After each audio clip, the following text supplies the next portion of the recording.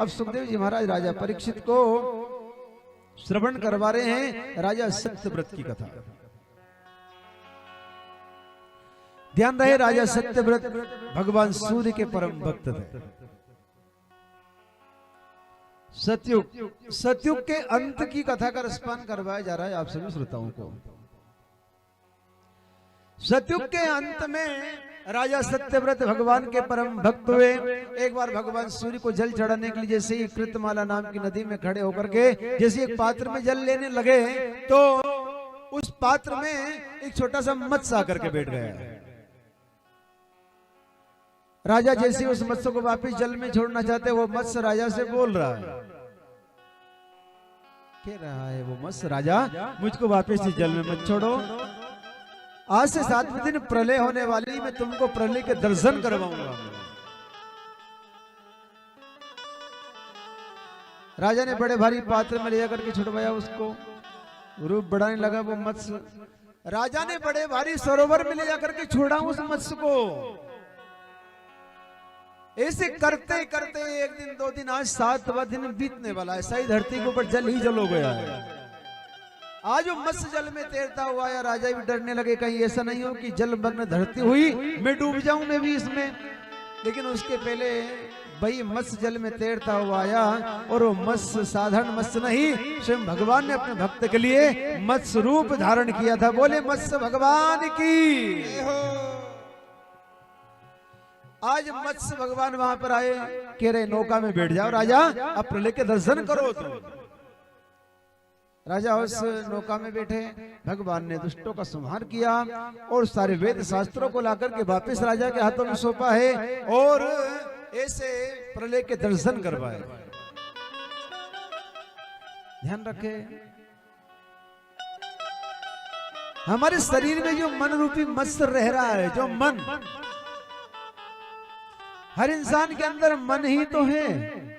ये मन ही तो बैकुंठ को ले जाता है, ये मन ही तो कथा सुनने के लिए लेकर के जाता है और ये मन ही इंसान को बुरी जगह लेकर के जाता है। अब यहाँ कथा में कौन कौन बैठे हैं, कौन कौन आए जिनका मन हो गया कथा सुनने के लिए, चलो भैया आज कथा सुनने के लिए चलो। वही आज आ गए यहाँ पर, क्योंकि हमारे शरीर का ड्राइवर कौन है? मन। हमारा मन हुआ कि उठ करके चलना है तो पैर बिल्कुल इशारे पर उठ करके चल देंगे पैर। मन हुआ है कुछ खाना है, हाथ का काम हाथ करने लग जाएंगे। हमारा मन ही तो इंसान को भवसागर से पार करता है और मन ही इंसान को नरक की ओर लेकर के चला जाता है। मन के हारे हार है और मन के जीते जीत। यानी जिसने अपने मन को बस में कर लिया, यानी आज से 7वें दिन प्रलय होने वाली है, आज से 7वें दिन हर इंसान की मृत्यु होने वाली है, क्योंकि ब्रह्मा जी ने सिर्फ बनाई 7 दिन है, बस 8वां दिन बनाया ही नहीं है ब्रह्मा जी ने। तो यही 7 दिनों के अंतर्गत मृत्यु होने वाली है हर जीव मात्र की। और जिसका मन रूपी मत्स्य संसार सागर में भटक गया, वो प्रलय जब होगी प्राण निकलेंगे, ये मिट्टी की गया मिट्टी मिलेगी, इसमें जब अग्नि लगाई जाएगी तो जिसका मन रूपी मत्स्य संसार में भटक गया वो भगवान तक नहीं पहुंच सकता है। और जिसका मन रूपी मत्स्य श्री कृष्ण के चरणों में समर्पण हो गया, वो आज से 7वें दिन ये मन रूपी मत्स्य श्री कृष्ण की प्राप्ति करवा देगा हमको। इस मन को बस में कैसे करेगा?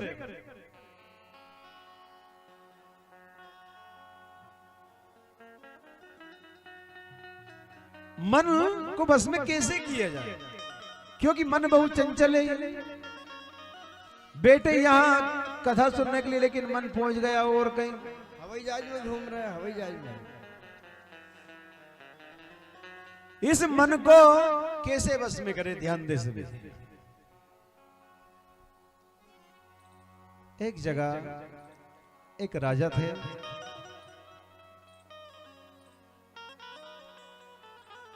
राजा ने अपने दरबार में एक बकरा बुलाया और राजा ने पूरे नगर में अपने सैनिकों से कहकर के समाचार पूछवा दिए कि जो भी इस बकरे को धपा करके लाएगा उसको मुंह मांगा इनाम मिलेगा उसको। लोगों ने सोचा बकरे को धपाने में क्या है, थोड़ी देर में धप जाएगा वो, तो चलो। परंतु राजा ने एक बात और कह दी कि जो मैं शाम को परीक्षा लूंगा, अगर इस बकरे ने एक भी पत्ती अगर खा ली, एक भी हरी पत्ती खा ली, तो उसको कारागृह में बंद होना पड़ेगा उसको। अब बहुत लोग ऐसे, अरे भैया बकरे को धपाने में क्या लगता, चलो।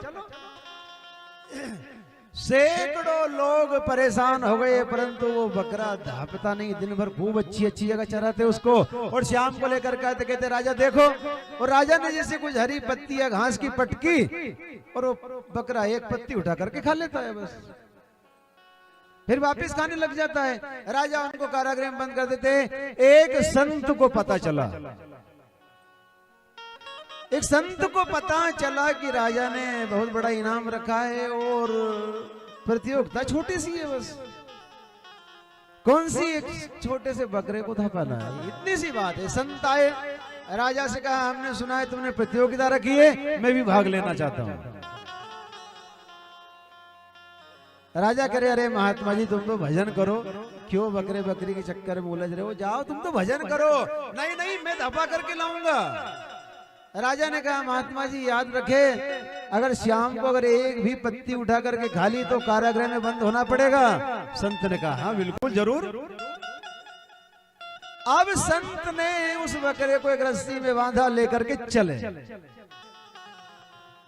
बहुत घने जंगल में लेकर के, जहां हरी हरी घास की पत्तियां लगी हुई थी। अब जैसे ही बकरा पत्ती खाने लगता, राजा से पास में लेकर गए, महात्मा जी ने उठाया एक डंडा, जैसे ही बकरा पत्ती खाने लगता और एक डंडा उठा के मारा उसको,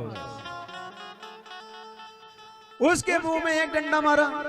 जैसे वो पत्ती के पास अपने मुंह को ले जाना चाहता बकरा, और महात्मा जी एक डंडा और मार देते। उसको सुबह से लेकर के शाम तक एक भी पत्ती नहीं खाने दी, सुबह से शाम तक एक भी, मुंह सुझा दिया, मुंह एक भी पत्ती नहीं खाने दी। शाम को लेकर के आए राजा के पास, राजा लो परीक्षा। अब महात्मा जी वो डंडा लेकर के खड़े, जैसे ही राजा ने कुछ पत्तियां बकरे के सामने पटकी, बकरा आज पत्तियों से मुंह मोड़ करके दूर खड़ा हो गया, जाकर के धाप गया है, पत्ती तरफ पूछ कर ली उसने। महात्मा जी के हाथों में डंडा देखा इस बकरे ने, कहा और मार खानी पड़ेगी और पिटना पड़ेगा। तो पत्ती का हाथ भी नहीं लगाए, पत्ती के नजदीक भी नहीं पहुंचा। तो ध्यान रखे,